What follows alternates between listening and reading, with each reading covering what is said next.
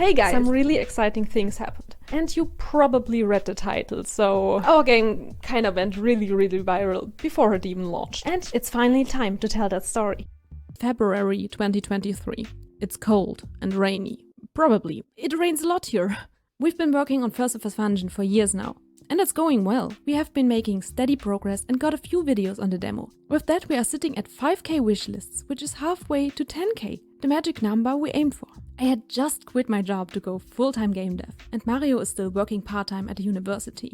So we are financially stable. We are about to release Killboy, a mini project that started as a game jam. Turns out this also went quite okay.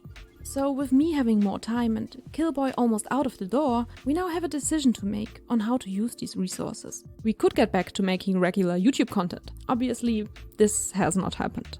We could also push First of Us forward, but a rut has set in. We missed the ease in which content could just be added to a small project like Killboy, so we were tempted to start another side project. You know, when working on one game, we tend to write down all ideas and game concepts for other games to get them out of the system and have them for later. One concept for an auto battler stood out, and every few weeks we kept coming back to it to try out some new iteration of it on paper.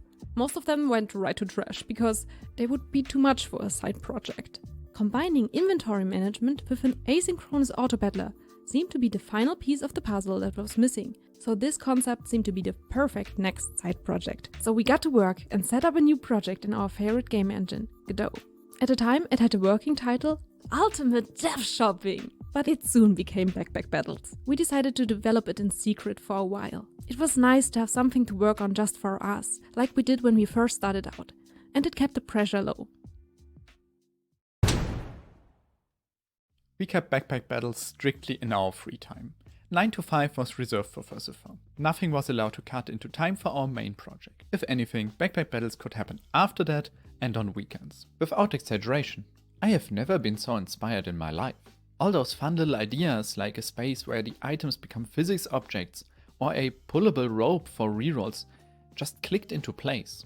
The whole thing sounds like an insane idea, and like an insane workload, and yeah, it was. But it was also very fun and worked out extremely well. For First of Us, we had the most frustrating tasks ahead of us. We needed a localization system, and we needed to make the controller input. Very challenging and most of the time extremely boring. Nothing new and exciting to do for weeks. But we had Backpack Battles waiting at the end of the day, and managed to get a few additional hours of work in on it most days.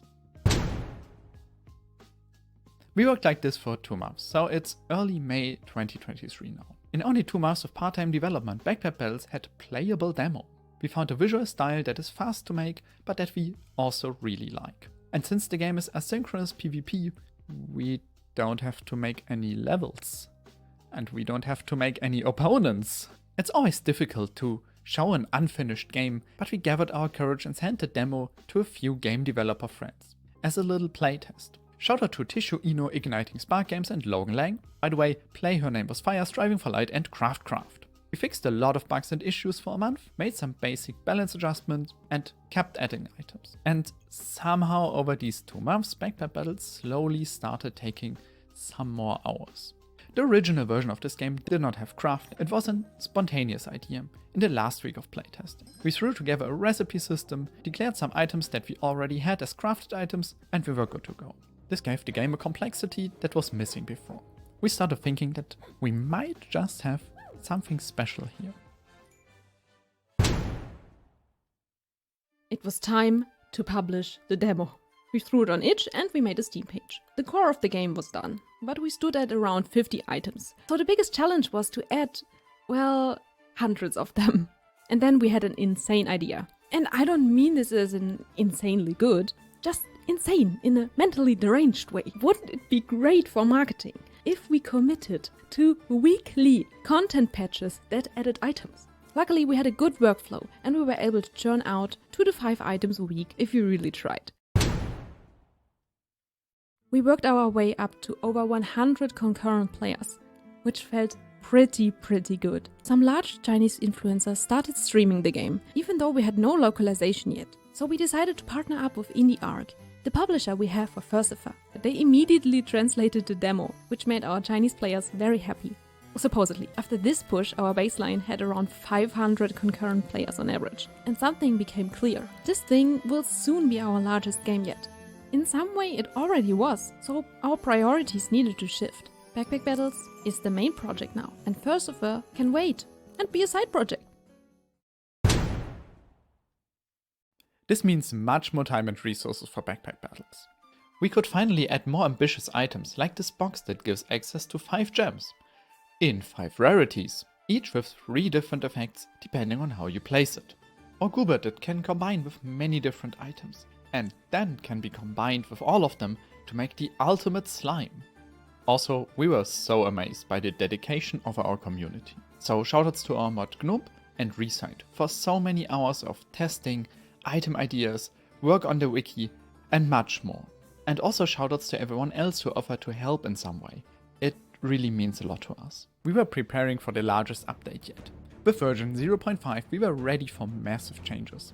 And things that we thought were out of scope before. We decided to make bags movable, a drastic change that took a lot of code and was very controversial in the community at the time. Fun fact, it's now agreed to be a pretty good change. And we added subclasses, built defining items that can be accessed in the middle of the game, also controversial. We learned what it means to community manage a riled up fanbase, something neither of us had experienced before. And honestly, we still struggle with that. The problem is the following. Even if you make a change that 90% of players like, 10% of players won't like it. And they will be loud and sometimes really rude. Sometimes you have to ban them, and sometimes they vandalize the community wiki for weeks or insult you on multiple different accounts or start a smear campaign or... We had been working too much, and this was a very stressful time for us. But with the 0.5 update came a lot of publicity. Content creators started picking up the game. Some very big ones like XQC, Northern Lion, Admiral Baru, the German Let's Player Hand of Blood and many more. Even some of my favorite Hearthstone streamers like Dog and Harfu, Savids and Amars. Wait, what's Grandma? After Grandma. There's Grandma right? Yeah, I want to get there. What the fuck? It's an incredible feeling to have your favorite streamers play your game, and we can't thank them all enough. And the player numbers started to skyrocket. We went from 500 or 1000 players to 10,000 or even 15,000 concurrent players. And during the time, we had crashes. Our infrastructure broke down. And with all the newly added content, our balance was all over the place. But overall, the reception was very positive. We saw so much cool fan art and so many nice comments. So where are we now? The big push went through. Variety streamers tend to switch games, and we are only a demo after all. We are still at around 2,000 concurrent players on Steam and get many hundred wishlists every day. With that we have gathered over 400,000 wishlists. An amount that I cannot even comprehend. We decided to do an early access, because there is no way the content would not be a total mess otherwise. It's coming out March 8th, which is really soon, and we're super excited. So do you want to know how the early access launch went? Yeah, we would like to know that as well. There will be a video on that when it happened.